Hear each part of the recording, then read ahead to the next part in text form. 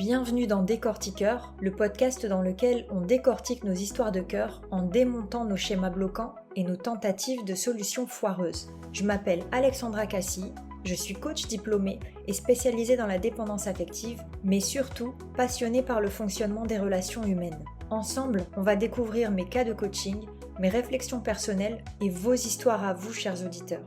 C'est parti, on commence. Bonjour et bienvenue dans ce 7e épisode, j'espère que vous allez bien. Cette semaine, j'avais envie d'apporter un sujet par lequel je suis concernée directement et je me suis dit qu'en fait, j'étais certainement pas la seule à vivre ce que je vis. J'expose ma situation comme un témoignage et après, je t'explique ce que j'ai su décortiquer. Alors la situation, elle est la suivante.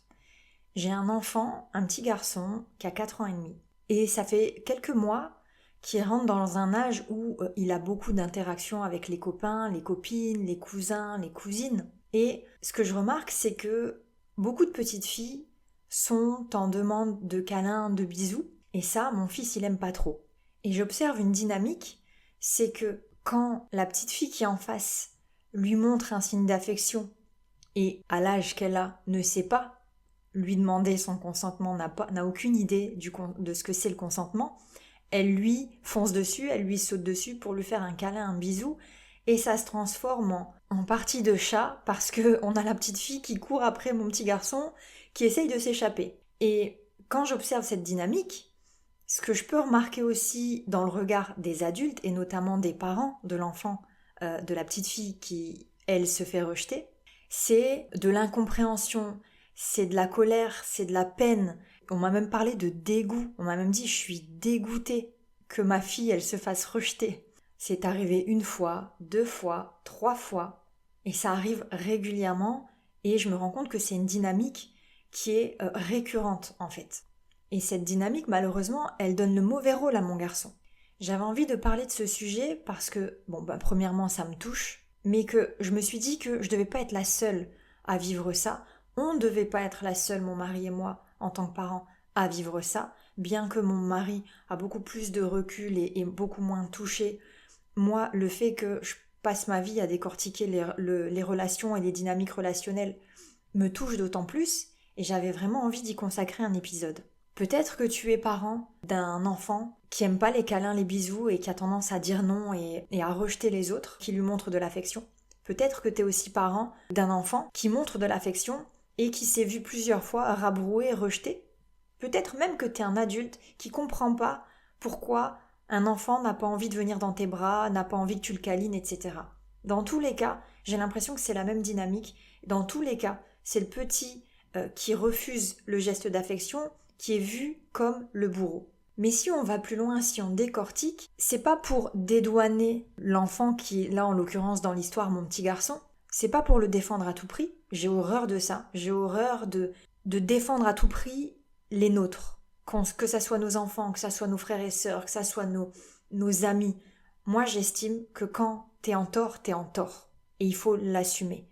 Par contre, je sais que ce qu'on voit en surface, c'est pas toujours la vérité. Et c'est là où je veux en venir. Donc si je reprends cet exemple de mon fils qui rejette la petite fille, moi ce que je vois, c'est que les deux protagonistes ont 2 besoins différents. La petite fille, elle a besoin d'exprimer son affection. Le petit garçon, il a besoin de préserver son espace. À partir de ce moment-là, déjà il y a un problème selon moi, c'est que on va faire passer le besoin de la petite fille avant celui du petit garçon. Pas parce que c'est une petite fille et pas parce que lui c'est un petit garçon, mais parce que la petite fille, elle a le besoin le plus mignon, le plus validé par la société, c'est-à-dire montrer son affection. Quoi de plus mignon que 2 enfants qui se font un câlin, qui s'embrassent, qui sont vraiment très proches, qui se protègent, etc. Quoi de plus mignon que ça? Et malheureusement, on est formaté à valider ça et à pas valider le deuxième besoin, qui est celui du petit garçon, qui est celui de préserver son espace. On a un petit garçon qui a pas envie qu'on l'approche, qui protège son espace. Quoi qu'on en dise, c'est sa personnalité et a priori, il dérange personne. Sauf que c'est pas comme ça que ça fonctionne apparemment dans la société, parce que le fait que lui ne veuille pas qu'on s'approche de lui, ça dérange les autres. Ça dérange, là en l'occurrence, la petite fille, forcément, qui se fait rejeter, qui voit son besoin d'exprimer son affection complètement court-circuité, mais ça dérange aussi et surtout les parents. Les parents qui, eux, font peut-être, à mon avis, un petit amalgame, dans le sens où il y a certainement une blessure narcissique qui fait que tu rejettes mon enfant, c'est comme si tu me rejetais. On le vit tous, je pense, en tant que parents ou en tant que créateur ou créatrice de quelque chose. On est fier de ce qu'on a fait, on est fier de ce qu'on fabrique. On l'a fabriqué, cet enfant. On est en train de l'élever. Et donc quand on reconnaît sa valeur, quand la société, les gens reconnaissent sa valeur, sa beauté, son intelligence, que sais-je, on est fier. Il y a notre ego qui est touché. Mais à l'inverse, quand ce qu'on a créé, ce pourquoi on met tant d'ardeur, quand on voit cette création se faire rejeter, là on prend un coup. Et j'ai bien l'impression que c'est ce qui se passe. Donc on a une petite fille qui se fait clairement rejeter, on a des parents qui le vivent mal, mais en face, on a un petit garçon pour qui on n'a pas écouté le besoin, on a d'autres parents, les parents du petit garçon, qui eux se sentent dans un premier temps honteux, et dans un deuxième temps, qui vont se dire mais mon enfant a dit non, il n'a pas envie, pourquoi on ne l'écoute pas? Pourquoi le non d'un enfant, ça dérange? Et encore une fois, je reviens sur le fait que c'est pas parce que c'est un petit garçon ou une petite fille, j'ai pas du tout envie d'opposer fille-garçon. Bien que le sujet peut-être se pose un peu, mais plus globalement, je me rends compte qu'effectivement, là c'est un petit garçon qui dit non à une petite fille, mais ça aurait pu être une petite fille qui dit non à un adulte. C'est le même sujet. On va juger l'enfant, on va juger ses parents. T'es trop laxiste, et tu le protèges trop, et tu le défends, et il devrait dire bonjour, et il devrait faire des câlins, et ci, et ça. Mais il n'en a pas envie. Il n'y a pas envie de ce rapprochement physique. Et si on essayait de comprendre pourquoi? Pourquoi cet enfant n'a pas envie? Pourquoi, d'entrée, c'est un non direct? Pourquoi on ne prend pas ça en considération? Pourquoi on ne prend pas ses envies, ses besoins en considération? Pourquoi on va prioriser un besoin plutôt qu'un autre? Pourquoi on va juger aussi ce besoin-là? Alors je le disais, à mon sens, c'est la société qui est formatée comme ça. On a tendance à aller vers ce qui est le plus mignon, vers ce qui est le plus agréable, mais aussi parce qu'en tant qu'adulte, un enfant qui nous fait un bisou, un câlin, c'est la norme, c'est mignon, on a envie de serrer ce petit corps dans ses bras, c'est tout mignon, enfin dès la naissance, j'ai envie de dire, dès une naissance, on se pose même pas la question de savoir si le bébé qui vient de naître, il a envie de passer de bras en bras, on le prend, on le câline, et après, quand on en a marre, on le pose. On se demande pas en fait ce que ça lui procure. Parce que dans notre tête, forcément, c'est réciproque. Mais quand est-ce qu'on va savoir se mettre à la place de l'autre sans juger? Quand est-ce qu'on va prendre le besoin de l'autre comme une information à prendre en considération? Et moi, ce qui me rend triste dans cette dynamique, c'est que j'ai vraiment l'impression de passer pour celle qui défend son fils corps et âme, alors que réellement, ceux qui me connaissent me diront le contraire, je suis tout sauf la mère poule qui défend son fils tout le temps. Mais dès qu'il s'agit de prendre en considération l'émotion de mon enfant et des émotions des autres, là je rigole plus. Alors c'est vrai que c'est pas facile d'avoir un petit garçon, un enfant quoi qu'il arrive, qui est plutôt introverti, qui va pas forcément vers les autres, qui cache un peu ses émotions. C'est vrai que c'est pas évident, c'est vrai que c'est pas sexy, mais c'est la réalité. Et cet enfant, il n'a rien demandé. Il est venu au monde, il est comme ça. Alors, on peut l'expliquer. Il y a des tas d'informations qui peuvent venir expliquer son comportement. Mais aujourd'hui, il est comme ça. Alors, la nuance que j'apporte, c'est que la limite, elle est dans la violence. Bien évidemment, on n'a pas le droit de dire non avec violence. On n'a pas le droit de taper. On n'a pas le droit de pousser, etc., etc. Mais, parce qu'il y a un mais, ce qui se passe, c'est qu'au début, il y a deux cas de figure. Il y a le cas de figure où il est là, dans son coin, il fait son truc, et il y a d'un coup la petite fille qui lui saute dessus parce qu'elle a décidé qu'elle voulait un câlin, un bisou. Lui, il n'a pas vu venir, il se sent attaqué, alors mon mot est peut-être fort, mais c'est comme ça qu'on se sent. Imagine que t'es là, dans ton coin, tranquille, seul, et que t'as quelqu'un comme ça qui débarque et qui te prend dans ses bras, qui t'embrasse, et quelqu'un que t'as pas l'habitude d'avoir dans ton quotidien. Je parle pas de ta mère, de ton père, de ton mari, de ta femme. Je parle vraiment de quelqu'un qui est extérieur. On parle d'un enfant qui a 4 ans. Imagine que tu sois dans cette situation-là. Quel est ton premier réflexe, honnêtement? Deuxième cas de figure, il est en lien avec la petite fille, ils sont en train de jouer, ils sont en train de rigoler, et d'un coup, La petite fille, elle veut un câlin, un bisou. Lui, il veut pas. Il lui dit non. La petite fille, elle l'entend pas. Donc, elle commence à le suivre. Donc, lui commence à s'éloigner. Plus il s'éloigne, plus elle le suit. Il court. Plus il s'éloigne vite, plus elle lui court après. Forcément, à un moment, c'est l'escalade. Forcément, on va pousser. Forcément, on va crier. Et là, qui passe pour le méchant? Mais c'est celui qui fuit. Et à aucun moment, dans cette interaction-là, à aucun moment, les adultes, et même moi en tant que maman du petit garçon, ma première réaction c'est de dire mais enfin, à aucun moment, on va remettre en cause le comportement de la petite fille qui n'a pas appris le consentement. Alors elle est jeune, bien sûr, et c'est l'âge, c'est le moment où il faudrait lui apprendre, mais encore faudrait-il que les parents le voient, cette dynamique, pour pouvoir lui expliquer. Mais on a une petite fille qui comprend pas en fait. Elle comprend pas son besoin, elle comprend pas le besoin de l'autre, elle comprend pas son émotion, ce qui est complètement normal, je le répète. Mais les parents non plus le comprennent pas. Les parents, eux, ce qu'ils voient, c'est ma fille, elle est en train de se faire rejeter. Et donc il y a une blessure qui s'ouvre. Et forcément, on répond avec notre émotion. Mais si je réponds moi avec mon émotion, c'est mon fils est en train de se faire manquer de respect dans ses limites. Et dans ce cas-là, on érige un mur entre nous, les parents. Comment on peut sortir de cette situation-là si chacun campe sur ses positions? Parce que ce que je te dis là, c'est du vécu et c'est des réflexions que j'ai entendues. Quand le parent est piqué, même si on s'entend bien, le parent peut dire des choses assez difficiles. Ce qui me fait réagir, c'est que souvent, bon, on a les enfants qui peuvent se disputer pour un jouet, pour une place, pour que sais-je. Dans ces moments-là, en tant qu'adulte, on a appris à faire la part des choses, à dire attends, on comprend que c'est des émotions compliquées pour les enfants, on comprend que les deux veulent la même chose, on essaye de comprendre, on essaye d'expliquer calmement. La plupart du temps, vraiment, on juge pas l'enfant de l'autre, ou en tout cas, on ne le fait pas devant, on fait pas de réflexion, parce qu'on se dit ça pourrait être le mien qui fera ça demain. Mais dans cette interaction-là, précisément du besoin d'affection et du petit garçon qui refuse ce geste tendre, là, le parent en face ne se gêne pas pour montrer qu'il n'est pas content. Cet épisode, vraiment, j'aimerais bien qu'il y ait un maximum de parents qui l'entendent et j'aimerais vous inviter à vraiment vous mettre à la place du petit garçon, ou ça pourrait être une petite fille, peu importe, mais de l'enfant qui rejette. À se demander, ok, qu'est-ce qui fait qu'il en arrive là? Comment ça se fait? Est-ce qu'on a respecté son nom? Est-ce qu'il l'a prévenu qu'il voulait pas? Est-ce que on a envahi son espace sans le prévenir, sans lui demander?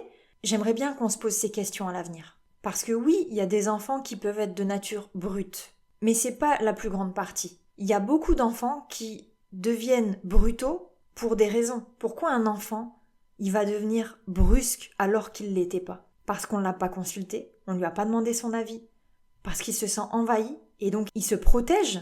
D'un coup, il a besoin de se mettre dans un état assez vif pour pouvoir se protéger.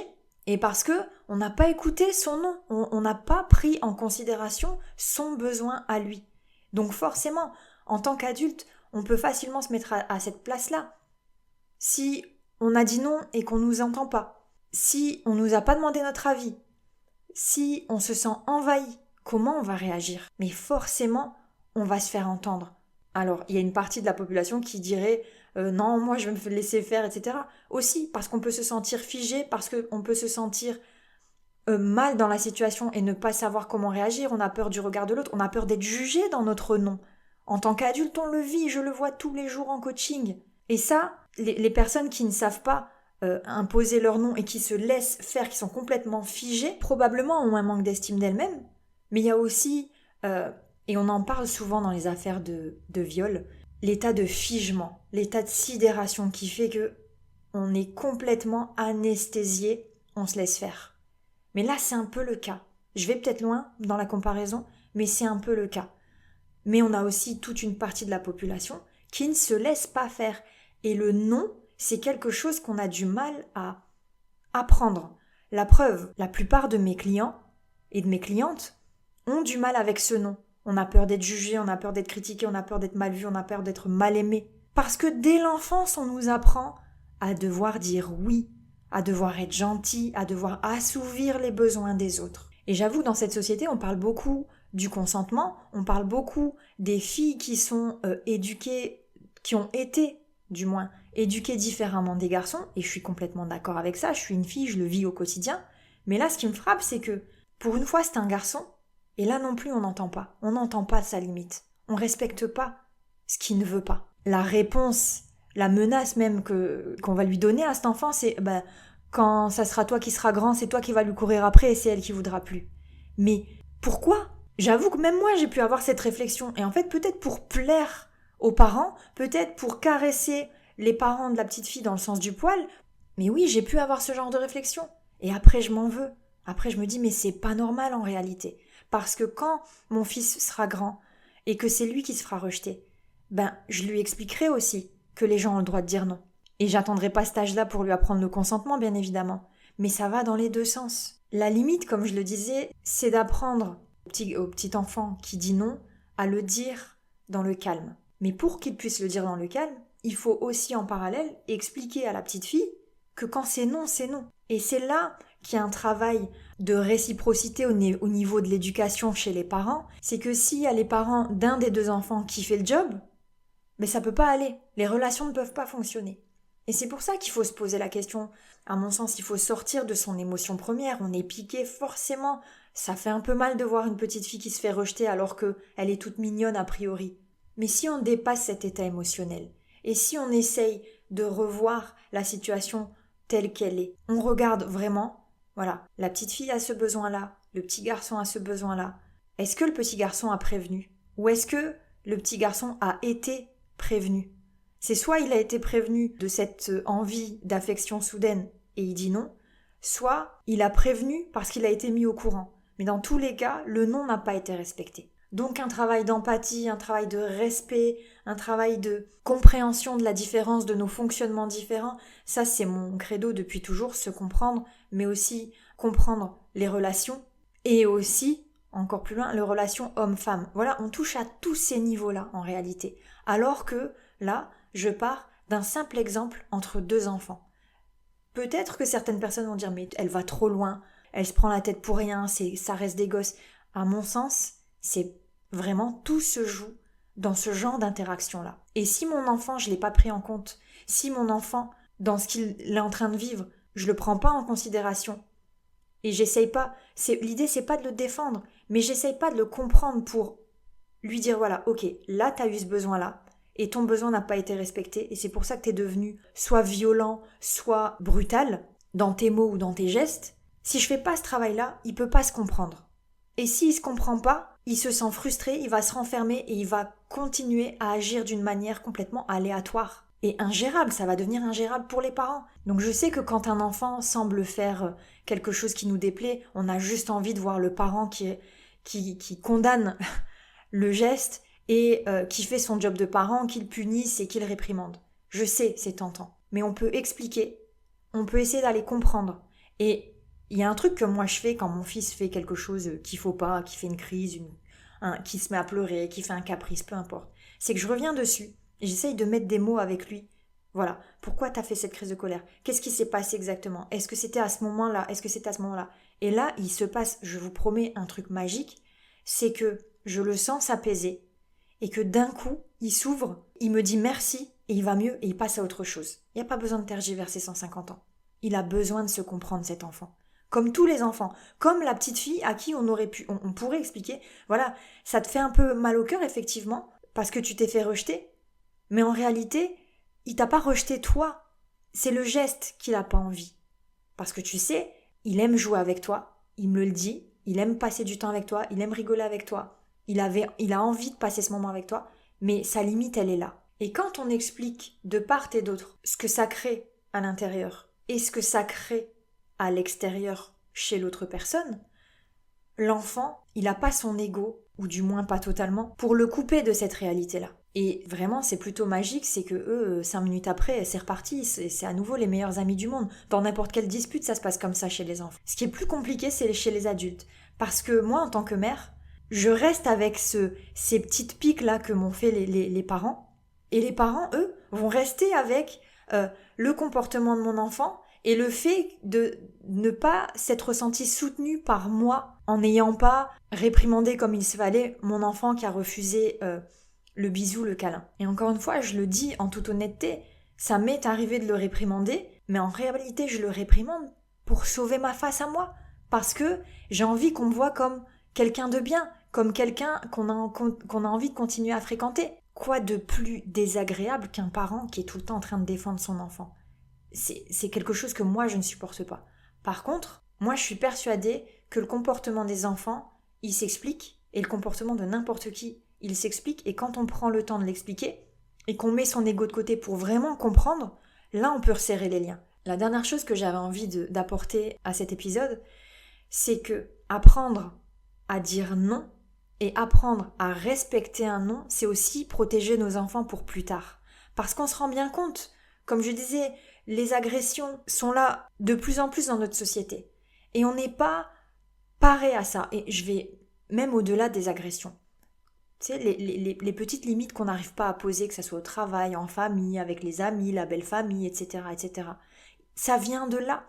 On n'a pas appris à écouter le sentiment de l'autre. On n'a pas appris à prendre l'autre en considération. On prend en considération nos besoins, à nous.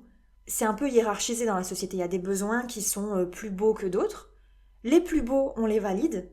Les moins beaux, on les valide pas. Sauf qu'ils sont réels. Et on les vit tous. On vit tous des besoins qui sont pas très propres, j'ai envie de dire.